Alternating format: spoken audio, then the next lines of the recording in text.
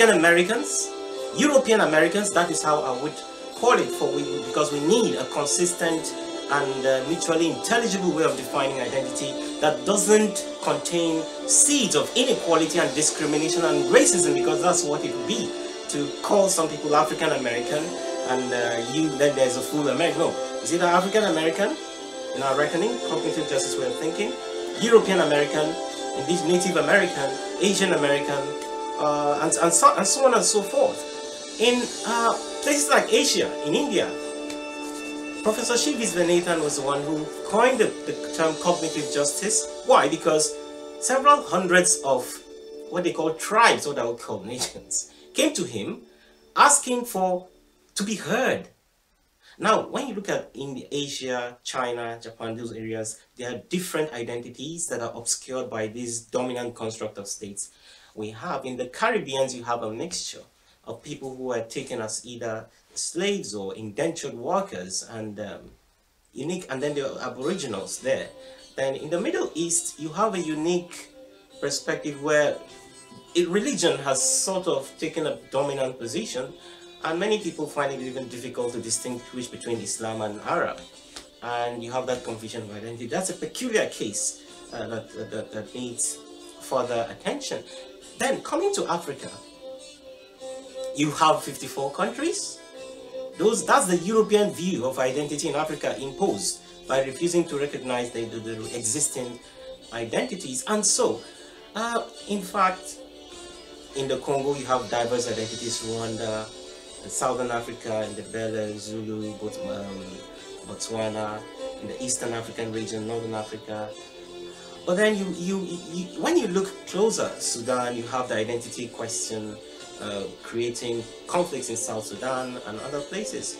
And most times these conflicts are centered on identity. But when you look closer, behind this construct of nation states imposed by Europe, you find distinct identities who are denied recognition by the imposition of another layer of identity. And in fact, let's take Nigeria, my country, for example.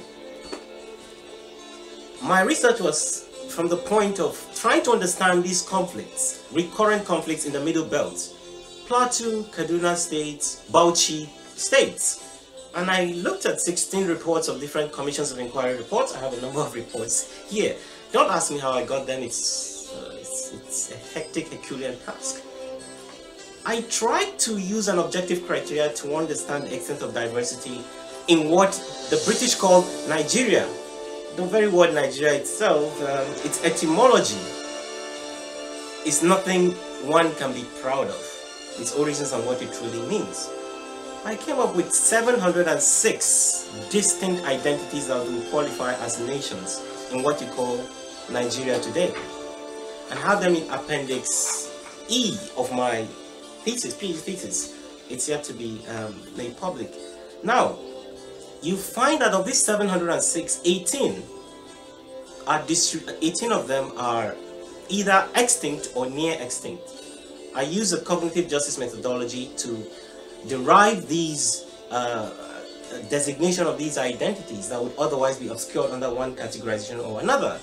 And Roger Blanche, a popular scholar on linguistics in Nigeria, his atlas, most recent atlas of 2012, is the one I look through amongst others to see. So you have each identity, the name, what they call themselves, where the constitutional status, and their numbers, all written out in this. Now, all these identities are obscured by the way the European vision of non-European worlds.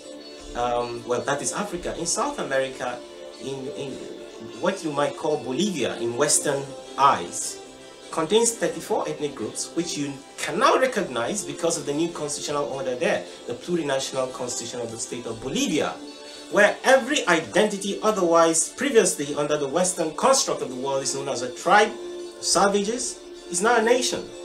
Their languages are official in the ancestral domains. It's a multilingual policy where the language of the people is official alongside the language of the state. Now, that is an innovation which has enabled the South American vision of identity to move a bit further than where the rest of the world seems to be. And looking at this, having talked about these numbers and extent, the true extent of diversity, by the way, Canada has 630 First Nations, including the Inuit and the Métis. Australia has 145 indigenous nations. So these big nations, they construct,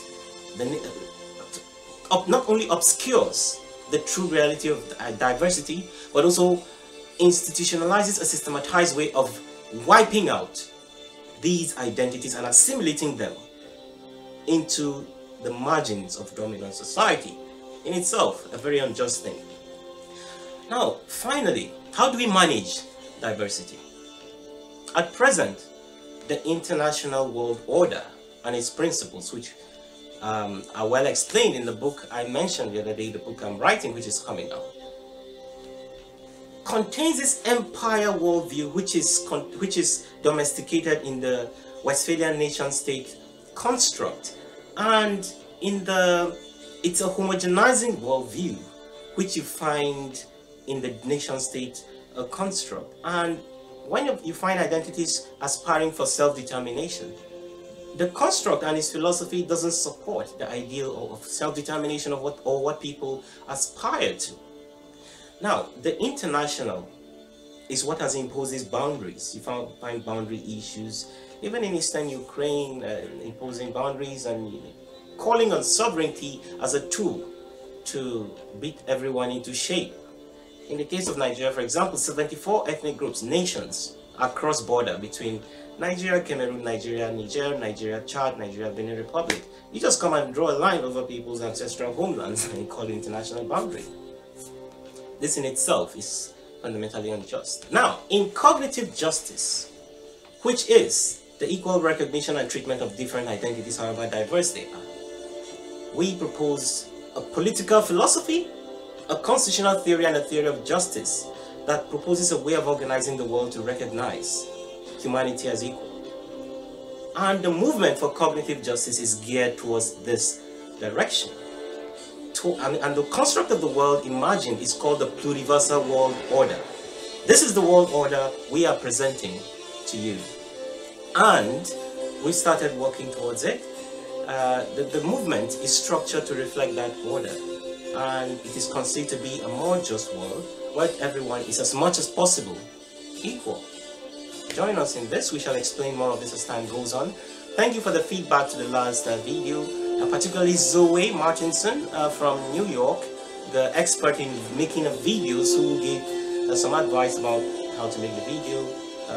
You're here in Edinburgh for your international festival. We should say journey back, and all my other colleagues and friends who gave us feedback.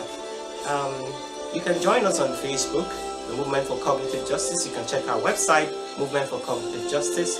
You can follow us on Twitter as well at Kojust_MCJ4PWO. Thank you very much. We welcome your comments and your feedback, and we look forward to giving you more videos. The song in the background is taken from The Last of the Mohicans, where the last man of a nation in South America has his son killed, and he finishes with a moving speech.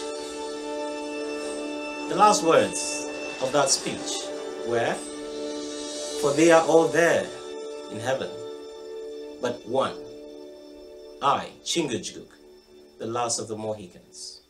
The world is intrinsically diverse. Let us not destroy that diversity. Thank you.